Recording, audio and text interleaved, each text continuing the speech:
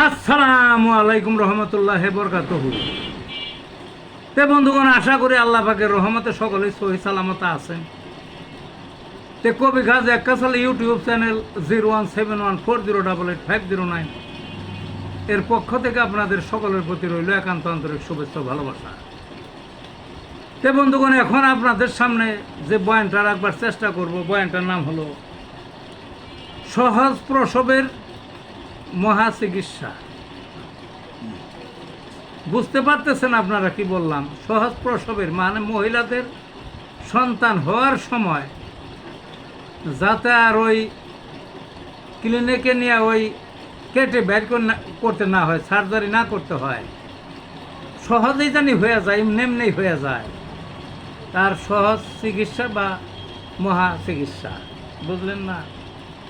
কোনো এক সময় আমরা যখন ছোট আছিলাম দেখতাম ক্লিনিক হাসপাতাল তেমন আসছিল না, গ্রামে তো আসিলই না, সব যার যার বাড়িতে ছোট ঘর আছিল, ওই যে রান্নাঘর বা খাওয়ার ঘর। আর হিন্দুদের দেখতাম আলাদা একটা ওই কলার পাতা টাতা বা উপরে ই দিয়া, এই যে কিনা বলাটাকে ওই যে সন দিয়ে বা খড় দিয়ে একটা ঘর বাঁধা দিত আলাদা। হিন্দুদের মধ্যে সনের বা খড় দিয়ে একটা অস্থায়ী ছোট্ট একটা ডেরা বানিয়ে দিত প্রসবের জন্যে। মাইকেল মধুসূদন দত্তের বাড়িতে গেছিলাম, সাগরদারি জমিদার বাড়ি, এখনও আছে। ওর মধ্যে প্রাসাদ আছে, প্রাসাদের মধ্যে একটা জায়গা আছে, লেখা আছে ওইখানে মাইকেল মধুসূদনের জন্ম হয়। অর্থাৎ প্রাসাদে না, কিন্তু বাইরে, কিন্তু ওখানে কোনো স্থাপনা বা ওই পাকা পোক্ত করে কোনো কিছু বানানো নাই, খোলা।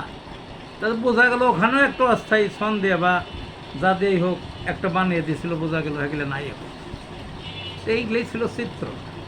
কিন্তু এই অবস্থা অনেক সময় দেখতাম আমরা ঝুঁকিতে, মানে কোনো ডেলিভারি হইতো না, আটকে যাইতো সন্তানরা, তখন দূরের থেকে নিয়ে আইতো ওই যারা এই কাজ করতো মহিলা, এটাকে ওই আর দাইনা কি একটা নাম, যাই হোক, তাদের নিয়ে আসতো।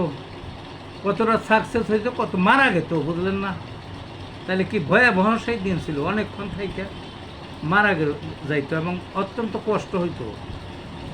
ইজি হইতো বেশি, তার মধ্যে অনেক জটিলতা, অনেক মারাও যাইতো।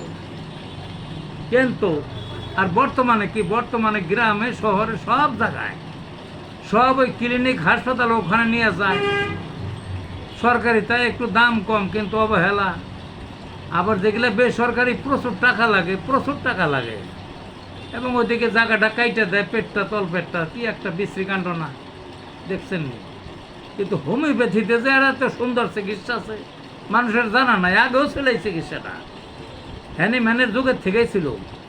কি ছোট্ট একটা ওষুধ, বায়োকেমিকের ওষুধের নাম হইল কেলি ফস। অর্থাৎ পেটে সন্তান ধারণের 7 মাস পরের থেকে, 10 মাসে তো সাধারণত সন্তান হয়, 7 মাস চলে গেলে মানে বাকি 3 মাস কেলিফস 4X 4টা করে ট্যাবলেট দিনে যে কোনো এক সময় ওই প্রসূতিকে খাওয়াবে। প্রসূতি না, মানে ওই গর্ভবতীকে খাওয়াবে। ইজি ডেলিভারি হবে, কোনো ব্যত্যয় নাই, কোনো ব্যতিক্রম নাই।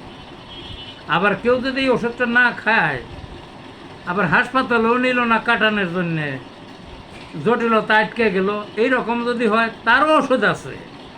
ওটা ওই কেলিফস, আগেটা যেরকম বললাম 4X, এটা হলো 2X, কেলিফস 2X। ওই যখন আগে আটকে গেছে, সমস্যা হইতেছে, কোনোভাবেই ডেলিভারি হইতেছে না, তখন কি করবে? এই 2X 2টা করে ট্যাবলেট 10 মিনিট পর পর খাওয়াই দেবে, 3 বার। এরকম 1 বার 2 বার খাইলেই হয়ে যায়, বড় জোর 3 বার ইজি ডেলিভারি হবে। কীভাবে যে হবে এটা মানে অলৌকিকের মতো কাণ্ড, বুঝলেন না? আমি দিচ্ছি, আমি চিকিৎসা করি, হঠাৎ 2-1জন এখনও আছে যারা হাসপাতালে যায় না, 2-1জন আছে, তারা আমার কাছে আসে, ওষুধ নেয় এবং 100% সাকসেস। ভালো থাকুন বন্ধুগণ।